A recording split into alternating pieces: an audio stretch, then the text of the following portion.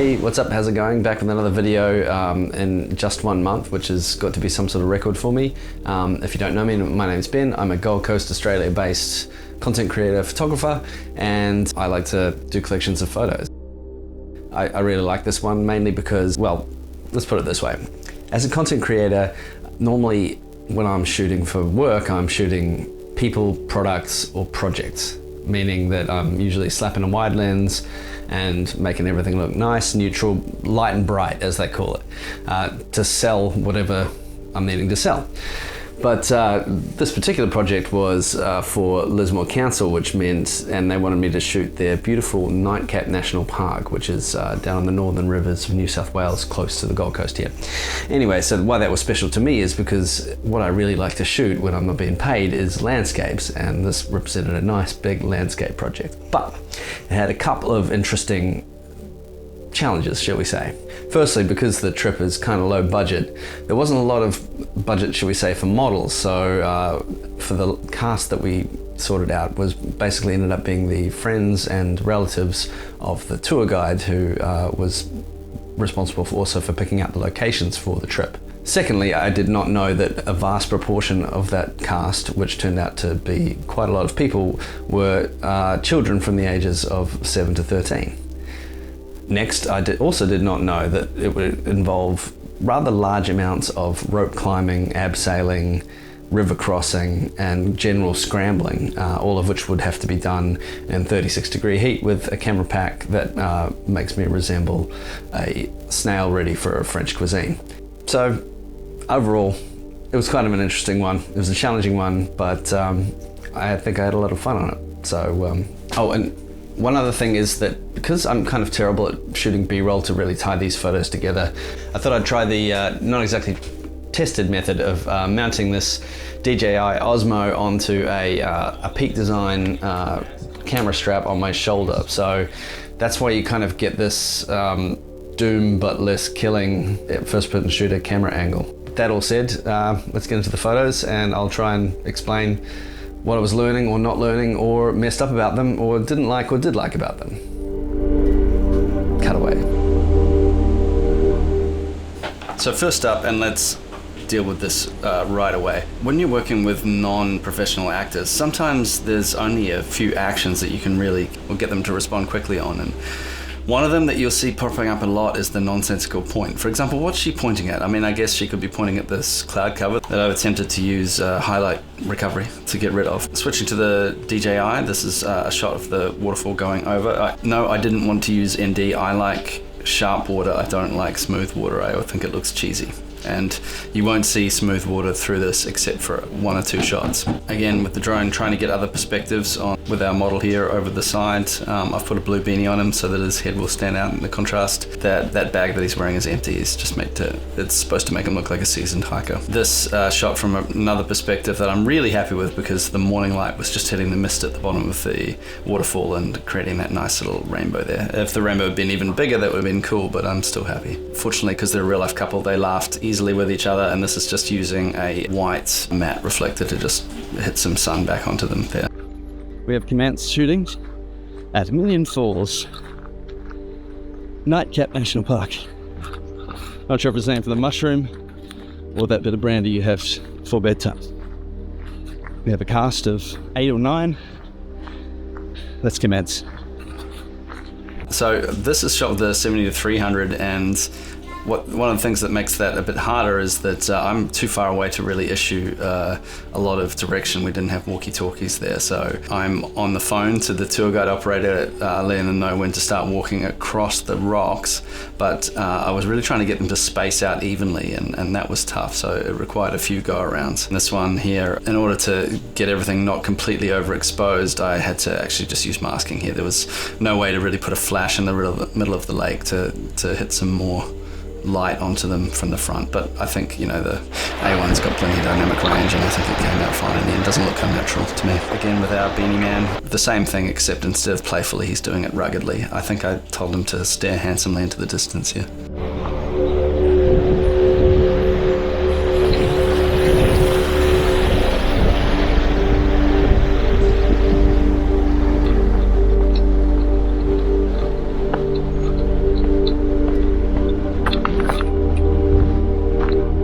good. And maybe just look at each other and go, wow, we're so happy together.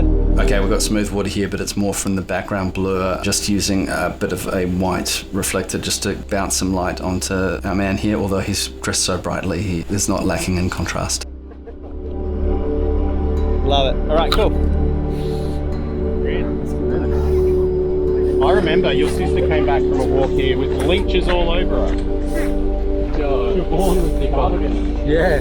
And then now from another lookout, this is with the 70 to 300s, getting lots of compression here. And then just from another perspective, trying to bring some symmetry. I tried having it look really straight, and it's not really a straight platform. I want to be able to see his face, but if he was really looking at the subject we're taking a photo of, I'd just see the back of his head. So frequently I'm just telling him to look at something in the distance, like I'll spot something that'll put their head in the right place and just yell to look at that. And then he has to look like he's really impressed by it. So that's really the skill of modeling. And then switching to the Nikon here with the wide lens, so I can get all of these guys in shot and have a much deeper depth of field. It makes the waterfall look much smaller. If you think you can tell the image quality in between the two, I would even say maybe you can see that there's a bit more richer color in the Nikon. Sorry, Sony. I've got the gear.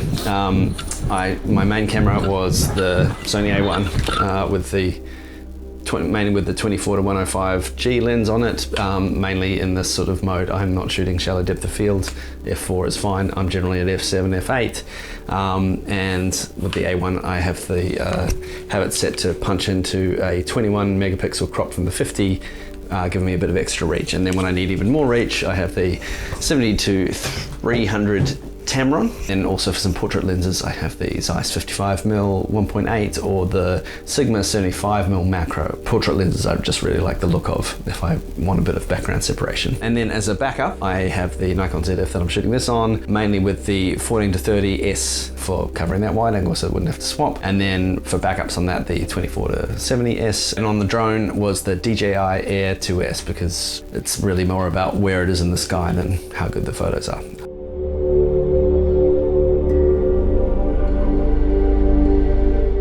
There's quite a bit of dodging and burning to trying to make the subjects stand out. I don't think I'm entirely successful here. Nevertheless, I think the shot is dramatic. Here's another example of the famed pointing. There's nothing there to look at. She's not surprised by anything. She's just acting.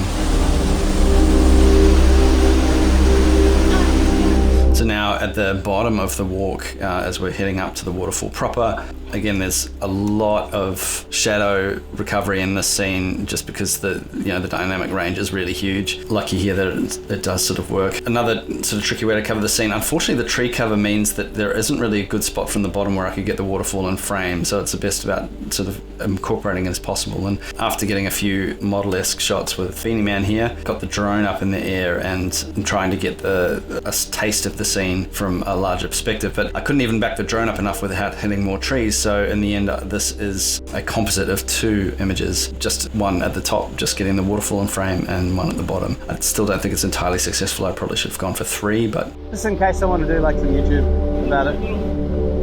Just a GoPro. I won't, I'll get in trouble. That's it.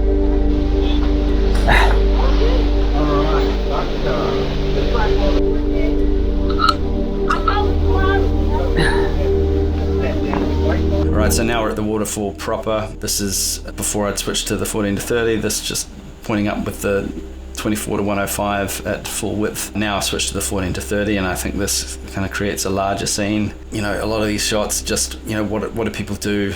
In tourism, they take selfies. They weren't really taking selfies, they're just holding a phone out and pretending to take them, but I think it looks real. Trying to make this waterfall truly look epic. It's not fully extended because I felt that maybe clipping the top of the waterfall would make it look even larger, but I think that my favorite one is actually just using the full width of the lens and having the shot at the taper all the way up to the top. I will also say that there was massive amounts of spray in the air, so I was constantly wiping the lens to try and get my contrast removed. It is peak season.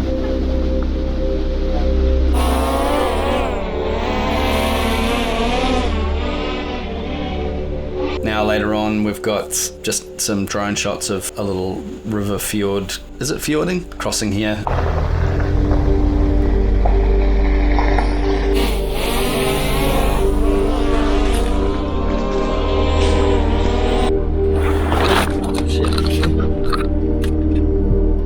this was a start of kind of a chaotic shoot. All of the things that you see here are all props, and all of the people here I had just met. We just knew that we wanted to get some camping shots in this particular ground, so we very quickly set up a food platter, some tents, we didn't have enough seats, so you can see that that's a swag bed there set up, and pretended to have a bit of a cheers between this family who felt very awkward.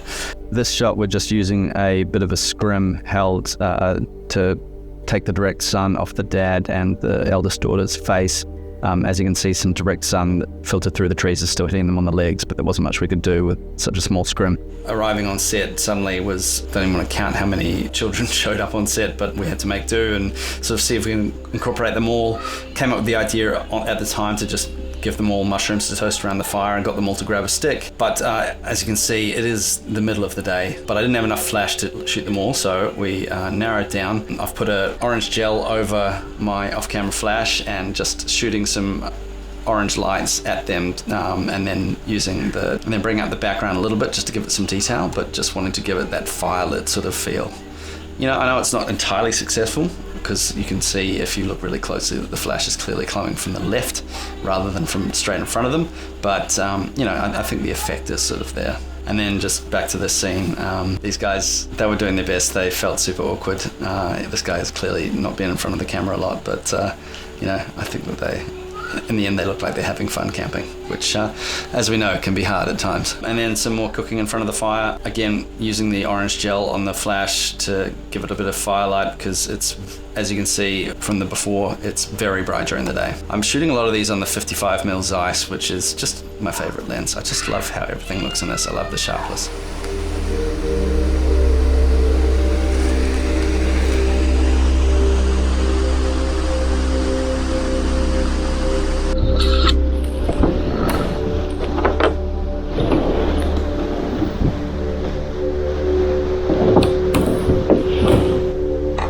To this next scene, and we're back in the 7300 because everyone's out in the water and I'm on land. There's leeches all over my feet in this shot. Again, very hard to give direction. These guys are really just paddling up and down a very shallow, small river and trying to make it look as big and epic as possible. Put the drone up. Again, there's a lot of low-hanging branches, and the dynamic range is lower, but I think that these ended up coming out okay. And obviously the drone gives you some perspectives that you just can't get anywhere else, which is pretty cool.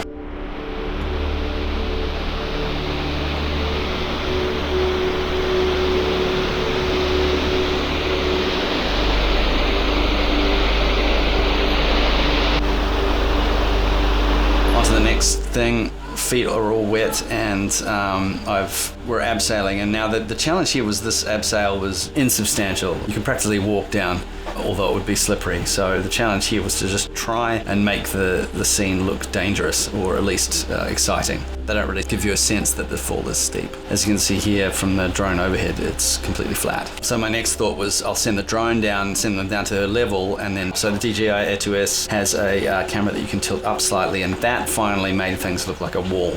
And that, I think, gets a bit more adventure-y. So that was the end of a chaotic day. It's the first time I've put what I do on a paid job out on here, and maybe hopefully you could see the sort of oddly chaotic choices that this low budget sort of journey into a world of commercial photography that I'm perhaps not greatly prepared for is going for me.